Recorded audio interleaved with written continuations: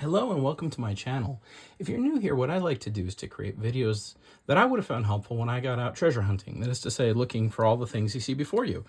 Gold, silver, jewelry, silverware, flatware. And today's video is part 3 of me just going through and laying treasure into this pile. My intent is to actually get my children to help me film the little intro for my videos. And apparently YouTube would like me to do that. So that's what I'm doing here. And as I am laying things out, I'm just going through and explaining what these different things are, how I found them, and why I treasure them so much. So my hope is that if anyone does actually watch these videos, that it's useful to them so they can actually maybe go out and find some of their own treasure. But if this is not your cup of tea, please check out some of my other videos. I don't really expect too many people to enjoy this particular kind of video, because it really is just me trying to lay things out in a aesthetically pleasing way for myself. So we left off with our Etruscan Revival pin. We've talked about our 10-karat gold thimble. Let's just tuck that thimble right in there. Yeah, that works. We haven't talked about this piece, and I'm not 100% certain on this piece, but I have a suspicion. Now, this is a little ashtray, and it's repousse, so it's the you can see how the design is pounded out and pounded through it. And it is, if we look here somewhere, oh, come on, it's got markings on it, doesn't it? Oh, it has markings right there. So this is 800 silver, and you see the little crown and moon there, that's German, and 800, and then you've got the mark next to it. Now, what is that mark? That's a really good question. I don't know if that mark actually is even real. And the reason is that this is kind of like a 17th or 18th century, 17th century, like kind of a fantasy piece. It's I think it's in the style of French. Forget exactly what the era would be, but I think what they were going for, what these Germans were going for when they made this was basically they were making an antique reproduction, and I think that's what's going on here. I think this is from the Huguenot region, which is well known for making these. You could call them a fantasy piece, you could call them a reproduction piece, but what would happen is that they would make a piece in a particular style, which was an antique style at the time they were making these in the 1800s. And then they would actually put hallmarks on it, which were in the style of the hallmarks of the piece. So they weren't real hallmarks. They were to go along with the overall aesthetic of the piece. And I think that's probably what I got going on here. What I know for sure is that it is 800 silver, and it's a dang cool little ashtray. I actually bought this because it sat on eBay for a long time, and I finally made a lowball bid, and I got it for I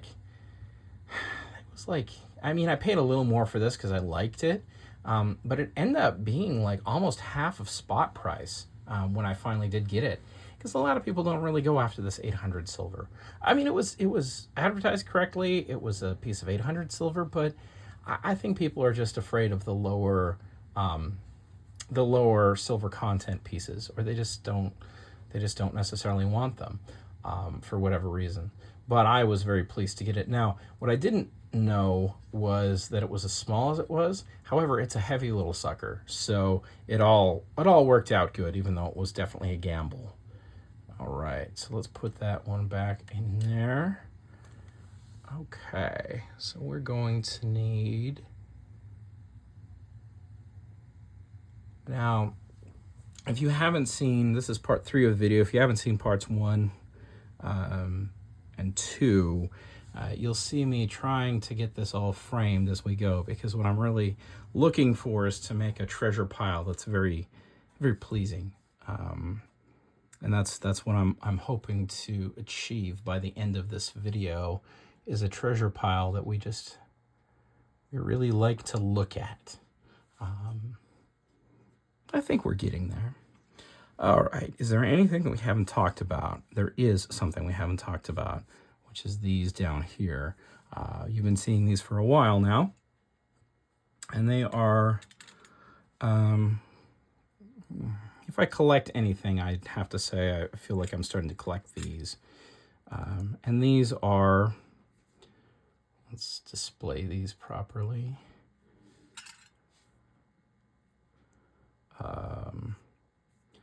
These are what are called like mother's rings or grandmother's rings, I believe. And the reason they have all these different stones in them, and you know what, I've got one more. I'm going to pause and I'll be right back. All right, I knew I had it somewhere. All right, so these are, as I mentioned, mother's rings or grandmother's rings. And the intent is that for every child or grandchild you have, each one of the stones is their birthstone. So these are rings that are frequently actually added on to over the years. And that's why this pin is so neat, because when this pin was constructed, and it's a gold pin, but when it was constructed with the intent of continuing to add children. Now, I don't know if this is a pin for a woman or if it's like a grandpa's tie tack, maybe. But you can see whoever it was here got up to either 9 kids or, 9 kids? 8 kids. Didn't quite get that 9th, which goes in the middle there.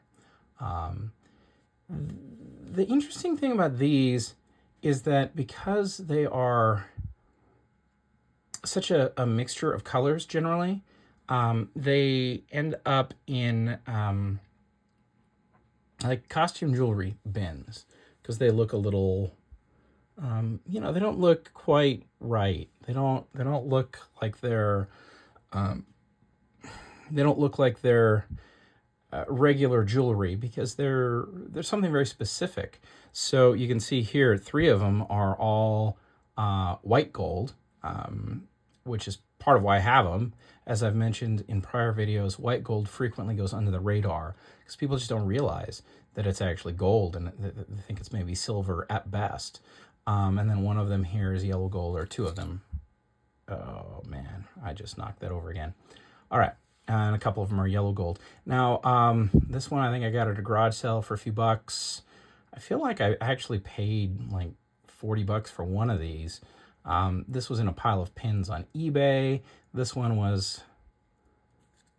got that just the other day for $8.50.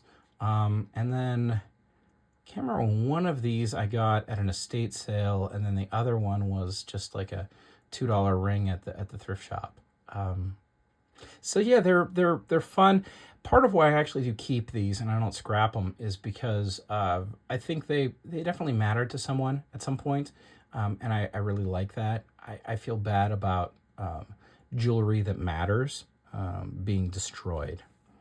Now the question is, at this point, what did I do to knock over part of my little structure here? And then how do I show off all the pretty colored stones of these rings in an attractive way in our setup here? So first off, let's see if we can fix my, I did it again, didn't I? This should have been one of my last setups, but it isn't. All right, I'm just gonna set this up again real quick to be attractive and show off this really cool, I think, Victorian 15 karat ring.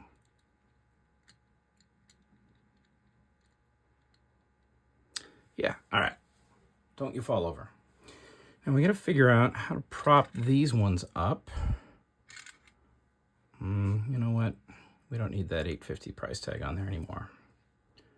Don't want some future person to think that it's worth $8.50.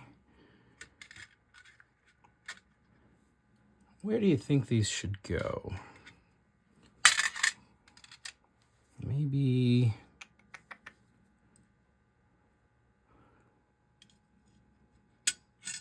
Nope. How does one prop up rings when you're making a setup like this? So belt buckle. Maybe they just go in here.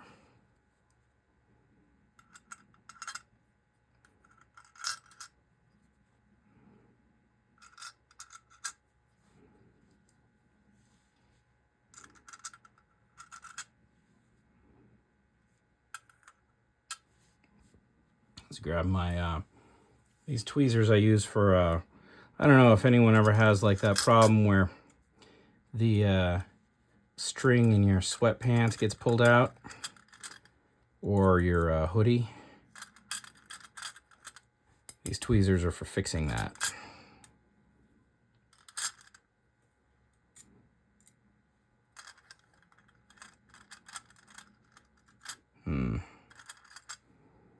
Well, it's probably not making a very fun video watching me try to set those up right.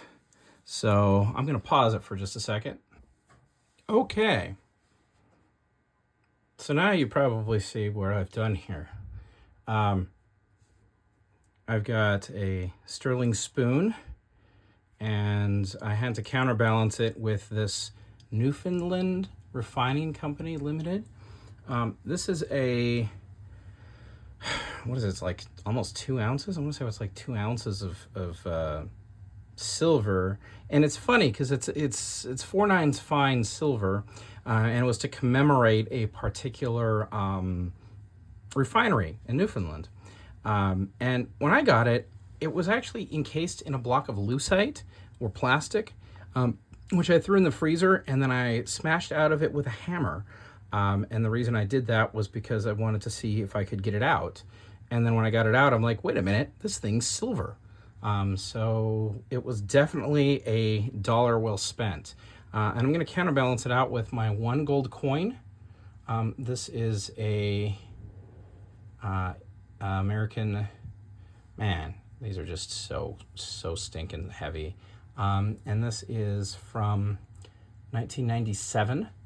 And it is 1 ounce of 1 ounce of gold. My parents gave me this for Christmas, and the reason was at the time they knew that gold was outrageously cheap. It was like 300 an ounce or something ridiculous, almost 10 times less than gold is now. And they knew that gold was definitely going to go up from there.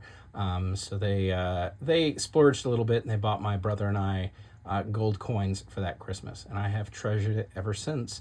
And it has definitely gone up in value. Now we're going to see if I can place this. Can I place that there? Will it go there without... Ah! I'm going to pause again. Okay, we have counterbalanced it with something different. This is a Shriner stamped Berber quarter from 1909. And you'll see this with a lot of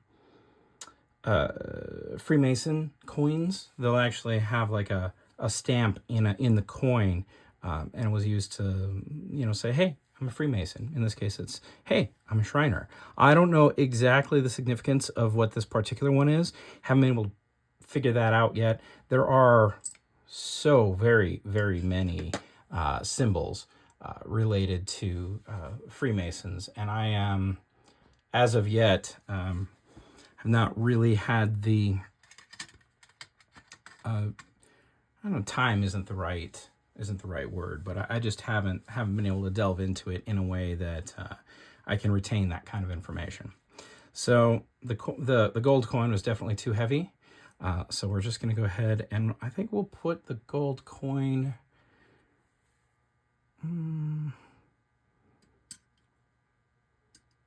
right there. I like that. That looks nice. Okay. Let's see, what else do we have? We have a couple, you can hear that clink. Oh yeah. A couple Morgans. These are silver dollars. They are just old American silver dollars. I think one of them is, what do we got? 1882 and 1896. Gotta love these. When we're talking about a treasure pile, an American treasure pile, gotta have some Morgans in it, right? Perfect. Okay. All right. What else are we missing here? I feel like we're missing stuff.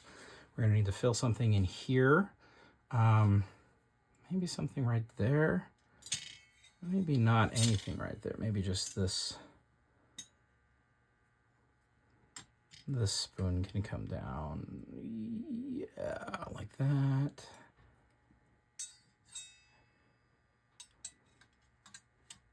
spoon can come over it.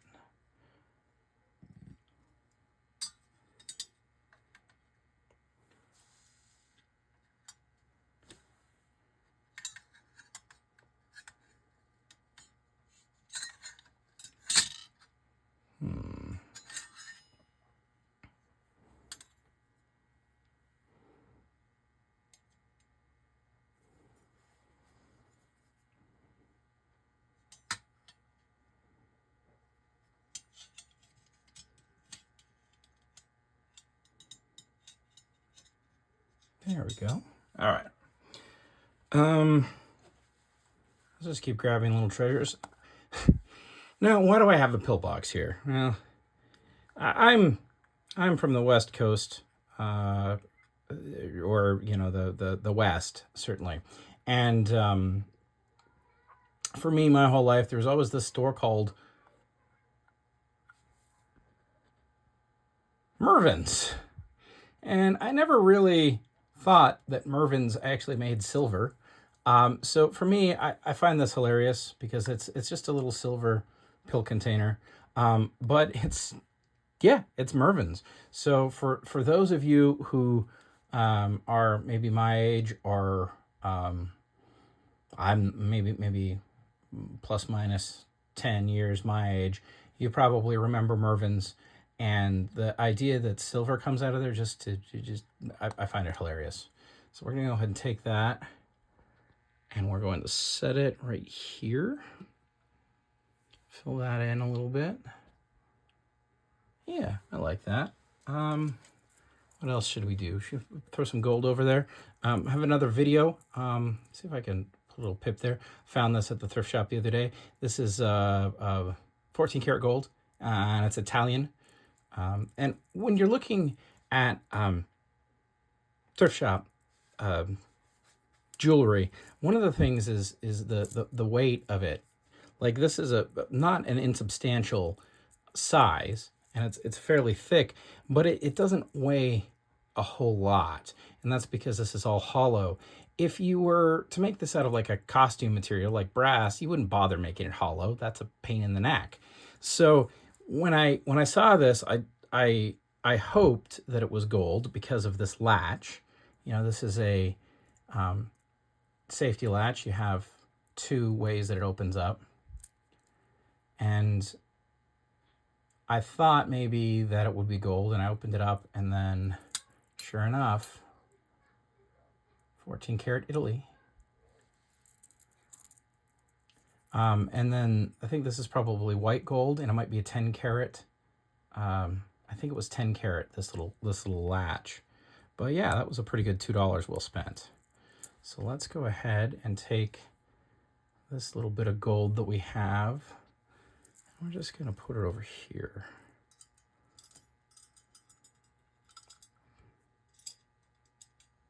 Does that work? Yeah. You're all probably thinking I'm insane. Or you're like me and you're enjoying this. I assume this is going to be one of those videos of mine that only has like 100 views and it drops off immediately. But for those of you that are still with me, I hope you're enjoying this, because I certainly am. Okay, now we still have a little blank space here. What do we got? We got a little blank space there, don't we? But is that just because? Yeah, that's about where we're going to probably be zoomed in for our picture. I don't like what's going on here. So I think what I'm going to do is I'm going to pull out a perennial fan favorite. This is carnelian, I believe, enamel, and it's gold-plated silver filigree. And this is a Chinese piece. And they made these for export. You can see there. Silver and made in China. And man, the work that went into this, just crazy. And I would like for somebody to be able to tell me a date on this. I found dates online all over the place from like 1910 to 1930, but I really don't know for sure when they were exporting these. It can be hard sometimes when you're using the internet these days because it just wants to sell you stuff. It doesn't really want to tell you what you want to know. But in this case, this I believe is going to be perfect if I just put it right here. Can I do it without disrupting? Yes. Yes. Perfect.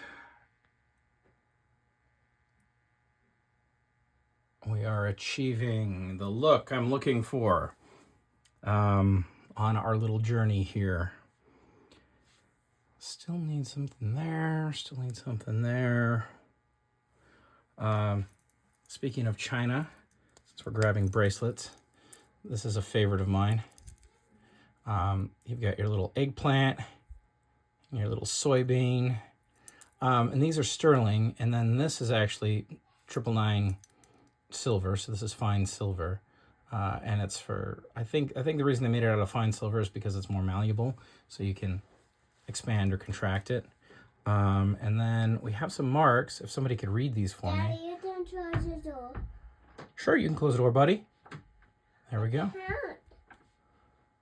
If anyone can read that, I would love it. Dad, I wanted to help me.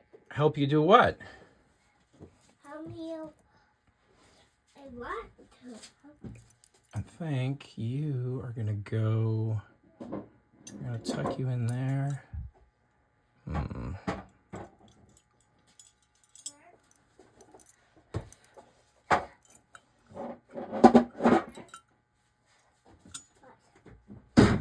Yes. Yes, I like that. There we go. Okay. So that's good. I'm gonna have something over here. What are you doing there, buddy? You want to see what's going on, but you can't touch anything. If you knock it over, I'm gonna be very sad. So why don't you set it up over there so you're not touching, okay? My 3-year-old has joined us, in case that wasn't clear. All right, I love this piece. More. You've got your little heart. Okay, buddy, yeah. Don't touch. Okay, no touching. If this gets knocked over, I'll be very, very sad. No blowing. Please don't blow. All right, so I just love this little piece here. Fred, no, buddy, no touching. Remember? Put on how? Well, I'll give you something here. Let me finish talking about this, and then I'll find you something. Okay? All right. So I just love this because you've got your little amour, your little key to my heart, and then it's got a little love letter actually inside here. Dude, no, those are scissors. Stay out of the scissors. And you've got a little, and it's all sterling. I love you. Just comes out of there. I just think that's one of the greatest, funniest little things. And I got this in one of those broken jewelry jars. That's not. You've got snot. Okay, dude. I will help you. So I'm going to put this one over here. fill in. Yes, just like so. All right, I'm going to pause it here because we have a small child that needs seeing to. Okay, small child taken care of. And we are back to arrange the treasure. We filled in that. We filled in that nicely. I feel like we're definitely getting somewhere. We have a few more spots. We need to drop some things. Let's see here.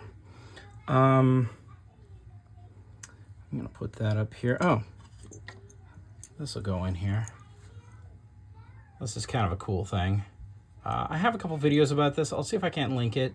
I'm still not entirely sure what this is. People have suggested maybe it's Russian. But it's, off the top of my head, I want to say it's like 916 silver. It's an odd silver, and the markings are weird. But I think it's very cool. And I think it is going to go very nicely right there with the Morgan. And actually, I'll finish off this particular video. I just found this the other day, and I think it's just too neat. It is a Hamilton watch,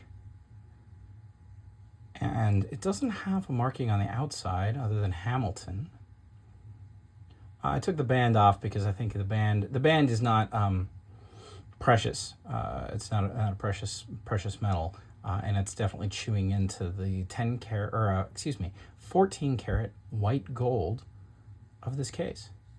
And I'll see if I can't put the little pip for this video right there.